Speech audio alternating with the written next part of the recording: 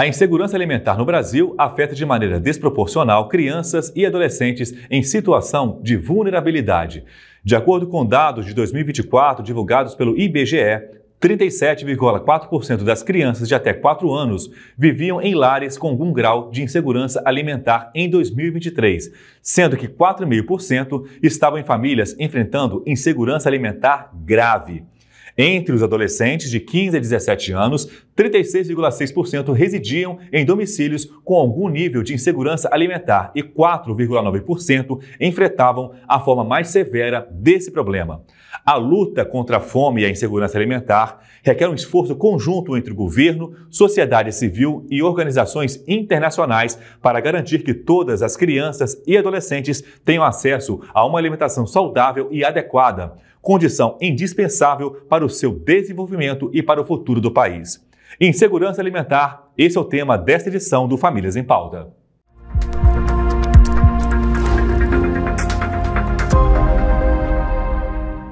Olá pessoal, está no ar a nova edição do Famílias em Pauta que traz o tema insegurança alimentar. É importante ressaltar que a insegurança alimentar tem consequências profundas no desenvolvimento físico, mental e cognitivo de crianças e adolescentes, e quem vai explicar isso para nós são as nossas convidadas de hoje, que é a doutora Lélia Cardamone Gouveia. Ela é secretária do Departamento Científico de Aleitamento Materno da Sociedade Brasileira de Pediatria. Doutora Lélia, seja muito bem-vinda. Muito obrigada, é um prazer estar com vocês e com os nossos colegas. Muito obrigado. Também a doutora Fabíola Suano de Souza, presidente do Departamento Científico de Nutrologia da Sociedade Brasileira de Pediatria. Doutora Fabíola, também muito obrigado por estar aqui conosco. Eu que agradeço o convite para falar de um tema tão importante aí junto com as minhas colegas Lélia e Denise.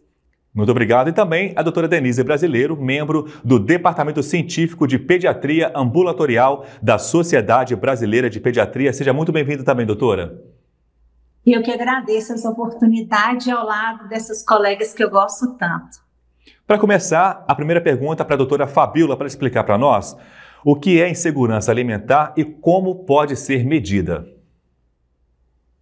Bom, a insegurança alimentar é um conceito muito importante que está relacionado quando as famílias elas sentem que não vão conseguir adquirir os alimentos que gostariam para compor a dieta de todos, né? Então, esse é um conceito bastante importante, porque por um extremo ela pode ser uma insegurança alimentar, então vai ser dividida em insegurança alimentar leve, moderada e grave, sendo que no leve é exatamente essa questão, assim, eu sinto que eu não vou conseguir comprar ou adquirir os alimentos que eu gostaria para minha família, que é o grau mais leve.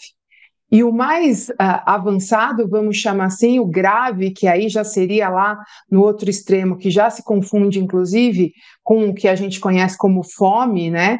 Que é quando o indivíduo, ou aquela família, algum indivíduo daquela família, ele não consegue consumir os alimentos naquele dia. Ele come uma vez por dia, ele não consegue fazer todas as refeições. Então, a insegurança alimentar, ela tem um espectro dentro desse conceito, e ela pode ser medida de várias maneiras. Existem questionários aí que hoje são muito utilizados, aí do ponto de vista de alguns estudos epidemiológicos, que são quando você pega um grupo grande da população, aplica um questionário para avaliar se está ou não está em insegurança alimentar e qual é esse grau. Então, a gente tem aí essa ferramenta, é uma ferramenta bem importante e, obviamente, para a gente, no nosso dia a dia como clínico, a gente percebe quando a gente atende as famílias e a gente tem um percentual importante delas aí em insegurança alimentar.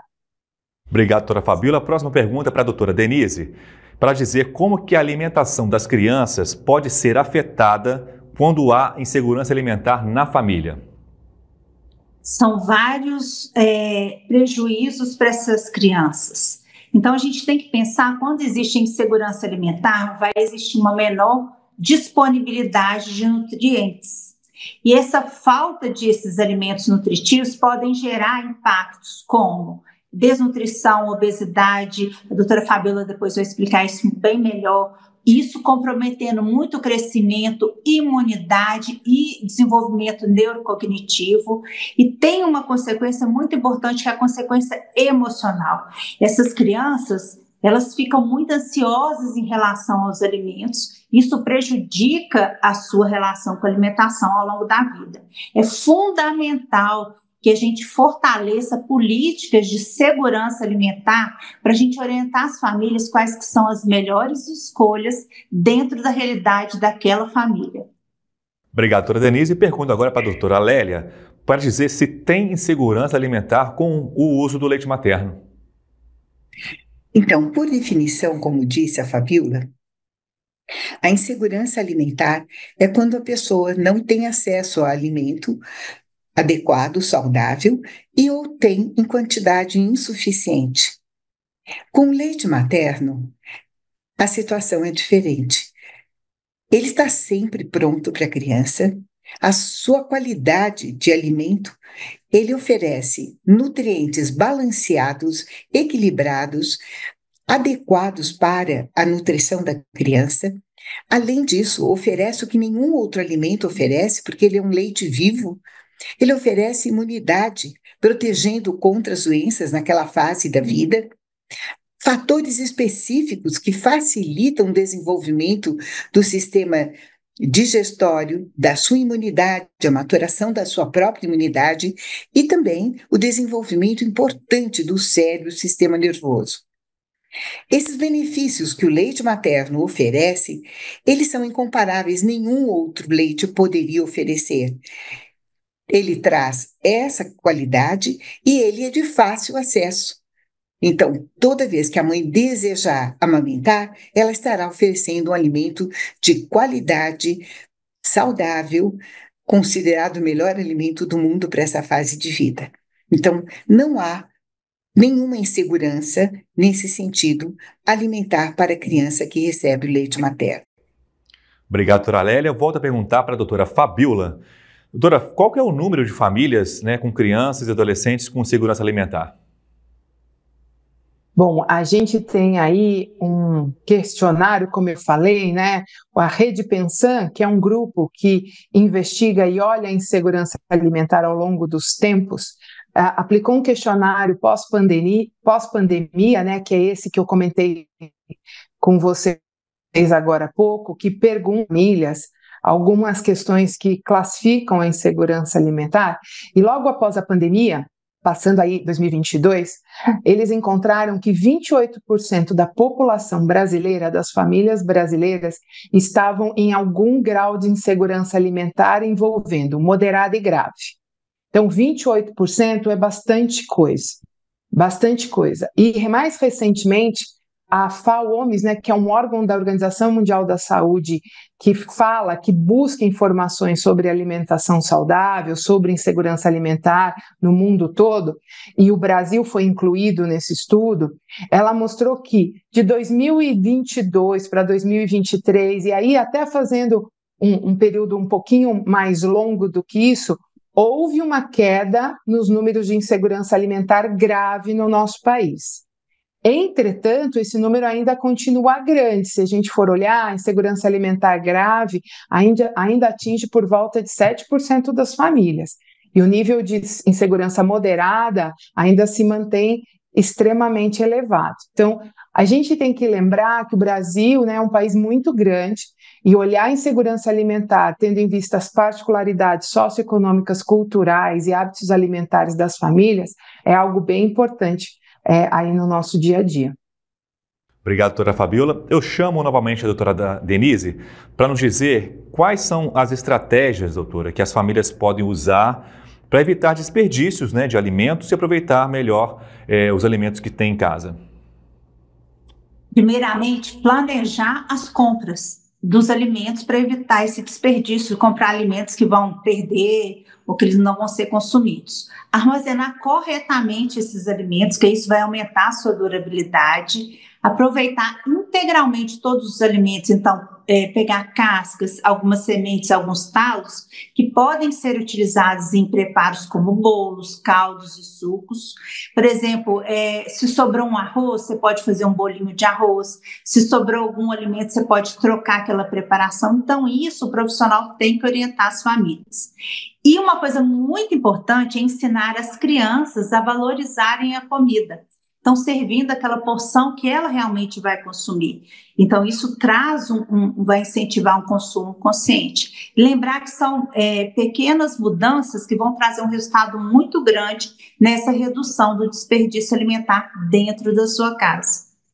Obrigado, doutora Denise. Eu volto a perguntar para a doutora Lélia, para ela dizer qual seria, doutora, uma outra situação ligada ao aleitamento materno que poderia ser considerada de insegurança alimentar. Se nós considerarmos que um alimento ele é seguro, ele deve atender 4 dimensões. A primeira dimensão é disponibilidade, e o leite materno está sempre disponível. A produção do leite depende da criança sugar adequadamente a mama todas as vezes que ela desejar. Lembrando que a mama é uma fábrica e não um estoque de leite. Quanto mais ele mamar, menor o intervalo entre a mamada, mais leite essa mãe irá produzir. Então, nós vimos aqui, esse primeiro seria a disponibilidade. E o acesso? O acesso também é o desejo da mãe. Nene solicitou abrir a blusa, trazer o seu filho ao seu colo, a posição correta, pega adequada, que o bebê sugue o quanto ele deseja. Aí ele sair saciado da mama.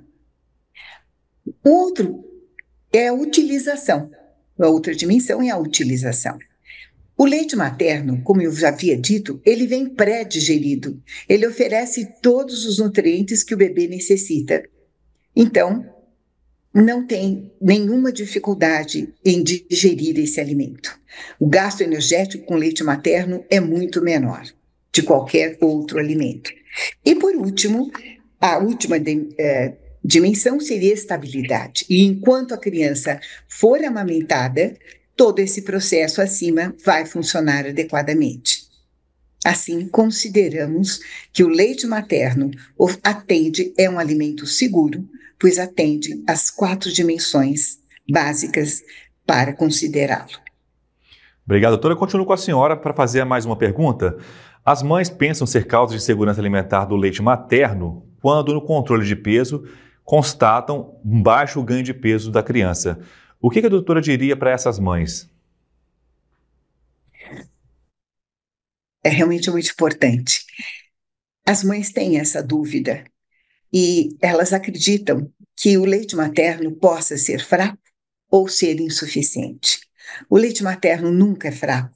Ele oferece tudo que a criança necessita. O leite materno não pode ser insuficiente se a mãe oferece leite para ela toda vez que ela solicita. Então, a produção do leite dessa fábrica vai aumentando com a frequência das mamadas. Uma criança que esteja recebendo leite materno, ganhando peso, mas crescendo adequadamente, ganhando não tanto quanto se esperava, mas crescendo adequadamente, essa criança está urinando bem, evacuando bem, toda a técnica de mamada está correta. Se ela não estiver ganhando peso, é o momento, e esse é um alerta para as mães, é o momento exato para que o pediatra investigue se não há uma infecção urinária, se não há uma infecção viral, se a criança não está com um distúrbio metabólico, se essa criança não tem um erro inato do metabolismo. Então, são situações que possibilitam a mãe reconhecer, né? O pediatra vai observar e não considerar que eu trocar o leite porque o leite é fraco ou é insuficiente. Isso não. Nenhum outro leite oferece imunidade, benefícios para a criança a curto, médio e longo prazo na vida. Ter sido amamentado vai ter reflexo por toda a vida. E os benefícios não são só para a criança, também são para a mulher. Obrigado, doutora Lélia. Eu chamo agora a doutora Denise para dizer qual é o papel da escola e da comunidade na prevenção da insegurança alimentar infantil, doutora. A escola é um local de muitos aprendizados, e principalmente aprendizados relacionados à alimentação e à saúde. Então, é uma oportunidade boa. E a gente tem que lembrar que muitas crianças recebem as principais refeições na escola. E existe um Programa Nacional de Alimentação Escolar que visa oferecer essa alimentação de uma forma mais equilibrada e até levando em consideração os alimentos que são produzidos naquela comunidade, naquela escola. Então, é uma oportunidade boa, através de hortas dentro das escolas, através de uma educação mesmo, tanto dessas crianças que estão dentro da escola, quanto os familiares dessas crianças. A comunidade, por sua vez, ela também pode oferecer redes de apoio com bancos de alimentos, ela pode apoiar e incentivar várias iniciativas solidárias e políticas públicas que vão oferecer comidas, principalmente para aquelas populações muito vulneráveis a essa insegurança alimentar. Agora, quando a escola, a comunidade, as políticas públicas, elas trabalham juntas, isso vai minimizar muito esses efeitos negativos da insegurança alimentar e vai trazer mais saúde e oportunidade de crescimento saudável para essas crianças. Obrigado, doutora Denise. E a última pergunta, para encerrar, eu faço para a doutora Fabíola, para dizer o que a dupla carga de má nutrição tem a ver com a insegurança alimentar. A dupla carga de má nutrição, ela tem por definição quando uma família adota um padrão de alimentação que pode estar relacionado tanto a carências quanto aos excessos. Então, aquele padrão de alimentação, ele tanto pode levar para a obesidade, como a desnutrição e deficiência de micronutrientes, anemia, deficiência de vitamina A, entre outros. Que padrão de alimentação hoje é bem conhecido nesse sentido? É quando a família troca o consumo de comida de verdade, comida que é baseada em alimentos in natura e minimamente processados, a ter a base da sua alimentação às custas de alimentos ultraprocessados. Então, isso é extremamente ruim, porque esse tipo de alimento, ele pode levar aí, tanto você a ganhar muito peso, como também a desenvolver anemia. E por que as famílias adotam esse padrão? Entre outras causas, especialmente quando eu estou pensando em segurança alimentar, eu tenho que lembrar que, infelizmente, esse tipo de alimento, ultraprocessado, nos grandes centros, ele é mais barato do que os alimentos saudáveis e muitas vezes as famílias são direcionadas a essas escolhas. Então, isso é algo extremamente preocupante e a gente precisa ter aí a conscientização, o olhar e políticas públicas que promovam o consumo de alimentos adequados, saudáveis para as populações. Então, aí entram os guias alimentares que trazem isso de forma muito clara, a preocupação com a produção de alimentos, produção de comida, para que chegue mais barato ou num preço mais adequado às famílias, né, estimulando inclusive a agricultura familiar, o olhar sobre a tributação dos alimentos, que hoje é extremamente importante, deixar o alimento in natura mais barato e respeitar os hábitos da família, aquilo que é comida mesmo, comida de verdade na mesa dos adultos e das crianças para a promoção de saúde e de hábitos alimentares aí ao longo da vida como um todo. Obrigado, doutora Fabíola. A gente chega ao final de mais uma edição do Famílias em Pauta. Agradeço a doutora Lélia pela participação aqui conosco. Doutora Lélia, muito obrigado. Eu que agradeço estar com vocês. Muito obrigada. Doutora Fabíola, também muito obrigado pela sua participação. Foi um prazer estar com vocês aqui hoje. E também, doutora Denise Brasileiro, muito obrigado por estar aqui novamente conosco. Muito obrigada, eu que agradeço. Obrigado. Até a próxima. Tchau, tchau.